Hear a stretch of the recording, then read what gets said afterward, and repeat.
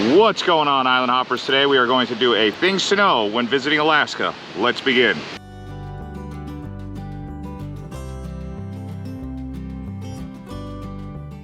All right, when you guys come to Alaska, the things to pack, let's just talk about that. As you can see right now, there's lots of mosquitoes swarming around my head. Anytime you're near water, you're going to get mosquitoes on you. They're going to try and bite you. There's hundreds of them at any given moment when you're near the water. Now, with that being said, bug spray, obviously, mosquito repellent. Also, bear spray when you get here. I don't know about carrying bear spray on a plane. By the way, the mosquitoes are getting to me already while I'm talking. But long sleeve shirts can help with that.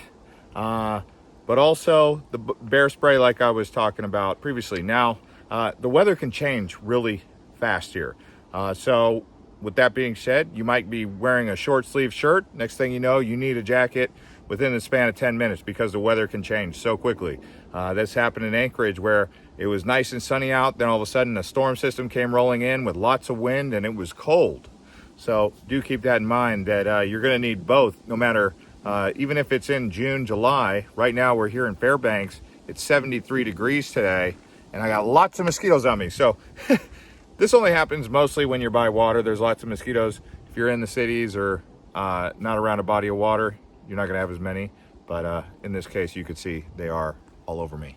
Did you know the United States purchased Alaska off Russia for $7.2 million? That's approximately $125 million in today's money. It's a pretty good deal considering how big the landmass is. With that being said, Alaska is rich in commercial and industrial resources like coal, oil, fishing. Lots of fishing is done out here in Alaska. Gold. You can find gold nuggets on the beach. Did you know that? Now, I don't know exactly where you're going to do that. Some people say Nome might be better than other areas, but this area right here is known as the Alaska-Panama Canal, and it's also known as Cook Inlet. But right through there is where they ship a lot of resources. It goes in between the islands and the volcanoes that you see way back there in the background. Right now I'm standing in Homer, Alaska, in case any of you wanted to know where this viewpoint was. Let's talk transportation in Alaska. So most of the time, you're going to be flying into Anchorage, which is actually one of the busiest cargo ports in all the world. But more importantly, where do you go from Anchorage? Do you go to Fairbanks? That's the second biggest port. Outside of there, you're going to be taking smaller planes like Raven Airlines, RAVN. Now, they also have those ski boats. Sometimes you'll be in such isolated areas that you actually need to come in on a Cessna and land on the lake because that's how they do it out here.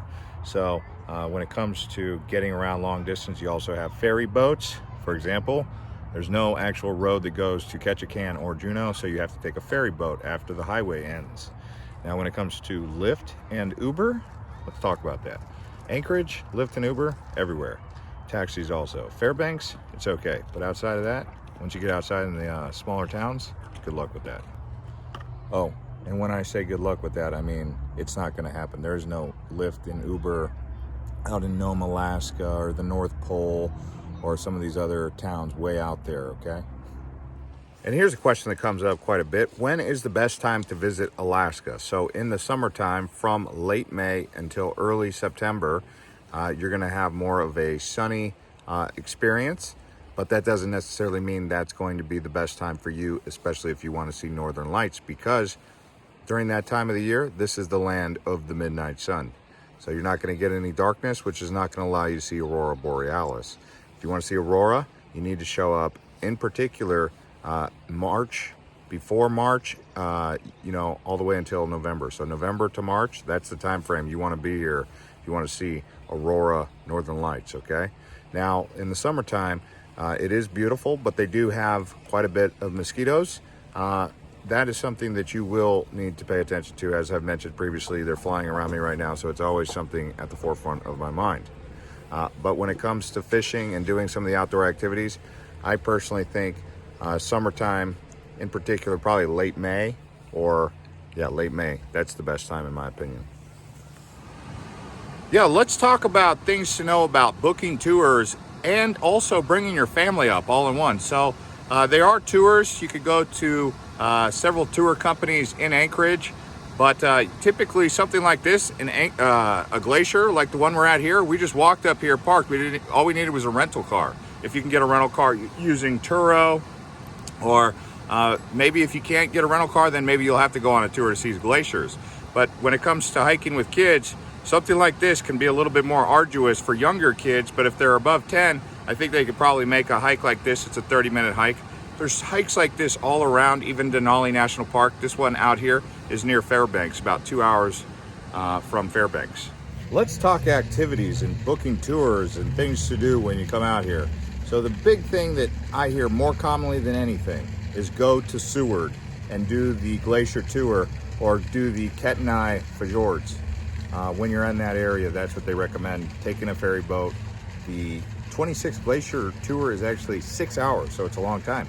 But I also hear go to Kodiak, go to Homer, go to Ketchikan, go to Juneau, even go to North Pole when you're in Fairbanks. We're actually going to be making a full video talking about the small towns and the things to do that are not Anchorage and Fairbanks. So if you're new to this channel, you can subscribe by hitting that subscribe button, turning on the bell. You'll get notified when we drop that video.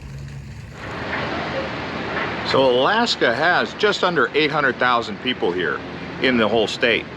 The top two areas, Anchorage and Fairbanks, account for over half of the population. In fact, Anchorage in and of itself in the metro area is almost half of the entire population of the state of Alaska. But if you factor in Fairbanks, which has a population of around 100,000, you're almost 60% of the population living in just two metro areas. And those two metro areas are not that big. So we're talking a total population just under 800,000 people.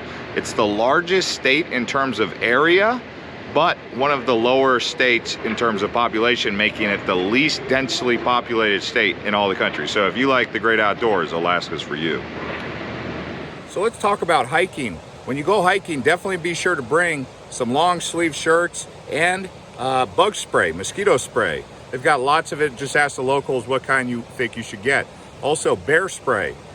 Some people even bring guns, but obviously if you're visiting from out of state, unless you're with a local, you won't have a gun. So bear spray is your next best option. But most of these hiking trails, they can be done, you know, with basic clothing, but make sure you wear the right shoes. That's the big kick, okay? So bringing a pair of hiking boots, probably very necessary for hiking out here. Maybe bring a snack and lots of water. Let's talk about accommodation, in particular camping. We're just out here on a hike, and right there in the middle of the trail, off to the side in the bushes, a tent. Now, people do bring tents. You can get them secondhand or you can bring them up. But if you don't have a tent, next best option, well, probably the best option would be to get an RV or a mobile home. Those are probably your best bet if you really want to live it up out here, but you need to check the requirements for where you can camp and where you cannot camp. I don't even know if this person's allowed to camp there, and I'm not trying to blow up their spot, but as you can see, someone's just camping out in the wilderness. Right out here in an area like this, there's bears, there's moose, there's foxes, wolves, all sorts of different wildlife out here. Now, if you don't want to camp and outdoors not your thing, then you can consider hotels or Airbnbs, both of which during peak season, which we're going to talk about next, are expensive.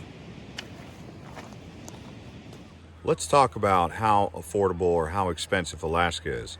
In the summertime, it can be quite expensive to do many activities, flying, lodging, because there's so much people coming in here. It's during the peak season, so summertime is peak season. It's hard to get lodging, it's hard to get transportation, it's hard to get a rental car, especially during these times. And a lot of tours are booked up, but it drives up the price of basically everything. One thing I will say that is not too expensive is the food. So when you live, anything you do that's like a local, not expensive, but anything you do like having to rent a car or get accommodation, that's when you start to feel it. And so it's basically something that happens to the tourists. The tourists feel it. So anything you can do close to being a local, you save money. That's where they eat, the food, all that stuff. Here's something else to know about swimming. Right here behind me, this might look like a fun place to swim. You have a beach kind of area right here, but it's bone-chilling cold water. And so that leads me to my point. you're not really going to find any warm water to swim in the whole time you're in Alaska. The lakes, the rivers, they're mostly glacier ice melts coming straight down into these lakes, these fjords, the waterways, the Bering Sea. So swimming, yes, it can be done, but it's going to be freezing. Well, unless you find a hot spring, then I'm sure the water will be warm. Did you know you can actually swim at beaches in Alaska? As you can see right behind me here, I'm on a very sandy beach in Homer. You can swim here. Now the water might be cooler than you're used to, but you can come here and do a stroll on the beach, picnics. But yes, plenty of beaches all across Alaska. In fact, it has more shoreline and coastline than any other state in the country.